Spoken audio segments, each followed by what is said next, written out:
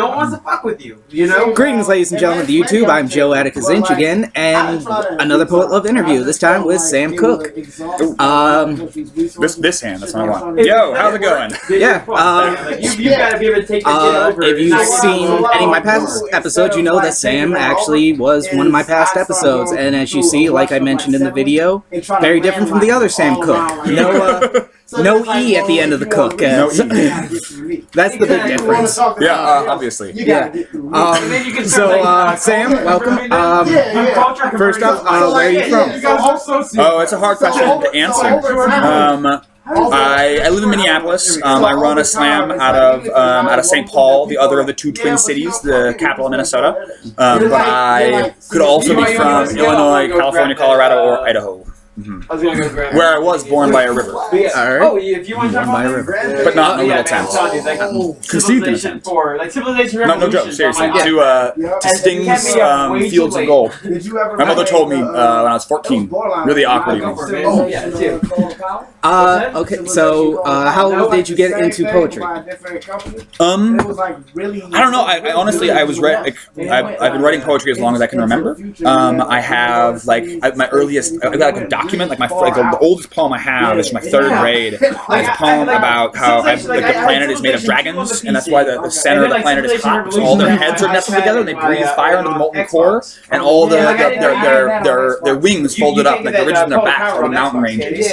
And that's why there's tectonic plate shifts, right? They're all kind of curling around as they sleep. And so I've got that poem still, and that's the first one I remember. The first one I ever wrote, I think. I'll be 2 hours. So I've been doing it as long as I can remember. You know, like spoken word though, I got into in Denver at the Mercury Cafe and Slam Nuba. And I just the first place I ever saw spoken word, changed my whole damn life.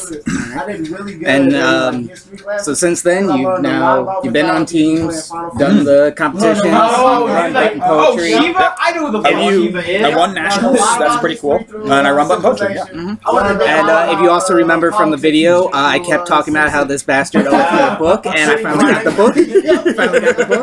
Only took a while.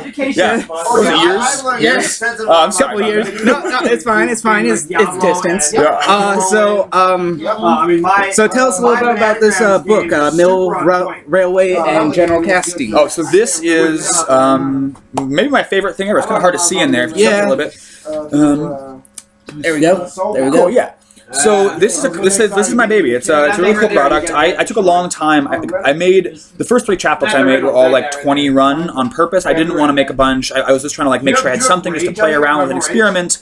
And this was it took me years to come up to making this thing. And the book is they intend to make a little bit of a high concept chapbook, but really my favorite part about it is that when I was going to make the thing, the cover is a flyer from a real saw sharpener company, and I found it in a Bible, like a 300-year-old Bible that had everyone, his whole family's, my girlfriend's whole family's names written on the inside, little bits of their stories, their lives or whatever, and in the middle of the Bible was, I've got his name in here, so I can remember it, otherwise. Yeah, John Mealy. So this guy John Mealy ran the saw sharpener company, and this is his flyer, and I went through and saw sharpen, I took out all the stuff, and the testimonials are still testimonials for saw sharpeners. Show that. So it's I really believe, and the reason I love this thing so much, I really believe in trying to connect, try to make sure that we're always bringing things from the past forward, that we're never. As poets, as writers in general, but poets in particular, I believe that one of the things our job is to be these ad hoc, non-technology time travelers. People who are aware of what comes before us and are trying to find whatever we can to influence people to come after us. And to remember how things were before. And poetry encodes so much stuff. It's this.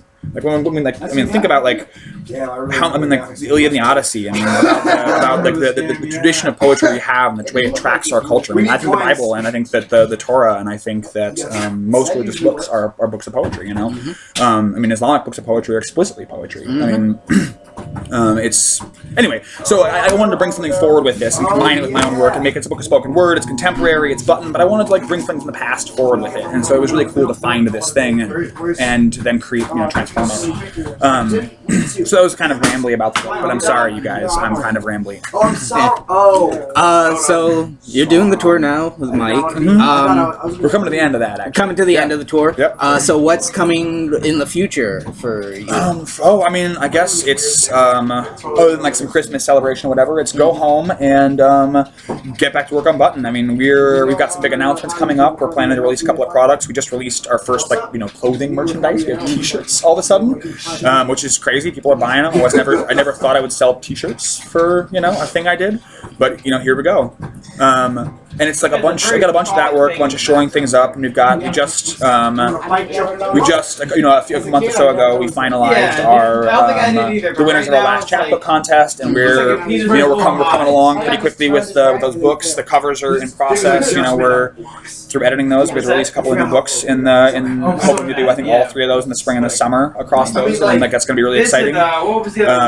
Nate Marshall, Sam Sachs, and our winner J. Scott Brownlee.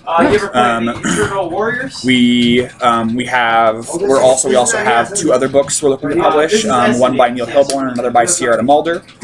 So it's a lot of really exciting stuff. A lot of cool products that we're getting to make.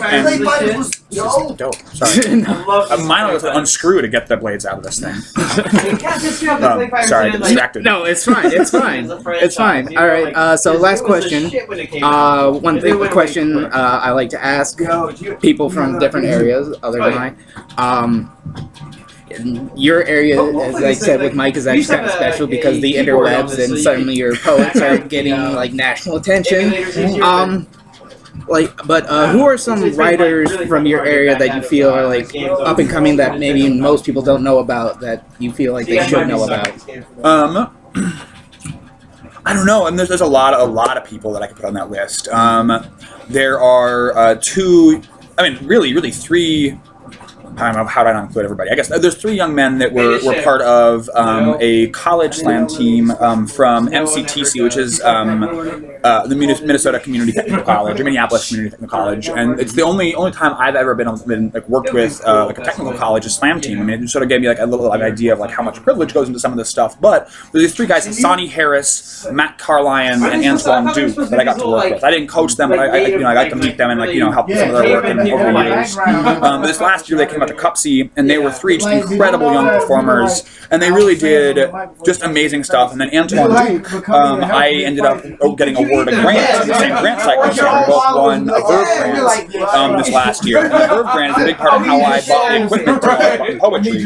And Antoine Duke put on this incredible one-man poetic play that he did that was just amazing. And if you want to find him, he's on the internet under the handle Keno Evol, Kenoevol, Keno Evol, or Antoine Duke. The other 2 guys that are Hassani Harris and Matt Carlyon.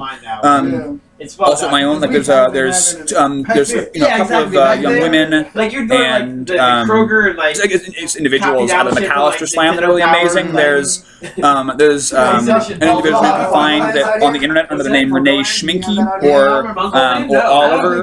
I'm assuming Schminke in some cases. What's the name? It was more. I wish I remember the name of her band, or their band. They've got a band. And then another member of that team, Anna Binkovitz, is doing some impressive work, and she's, it's important to bring up female voices, and it's cool to have a program. I think we have a team. I think our new team from McAllister is all for female-bodied people. It's really amazing. It's a college community that really is driven by female poets, and that's not that rare. It's not that common. It's kind of rare in this community. So, big ups to female poets. I also want to always throw in case you never, just to shout out to the women in my community: CERA Mulder, Kate Rakowski. There's a new woman named Talia who you should look for. There'll be stuff coming up of hers in the next couple of months on Button. Talia is going to be fantastic. She's brand new and just started and just hot fire. I can keep going, but that's a lot. All right. So if you want more information about Sam or to support any of the poets he mentioned on Sam, you can visit buttonpoetry.com. Yep, buttonpoetry.com. Also have a YouTube, Button Poetry. That way you can see videos. You can purchase this book again. We're also on Tumblr and Twitter and all the things. We'll probably be on SoundCloud and Spotify within a couple of months. Keep a look for that. Until then, thanks for joining us. As I keep reminding you, keep your pens moving, live long and prosper, and I will see you next time. Take care.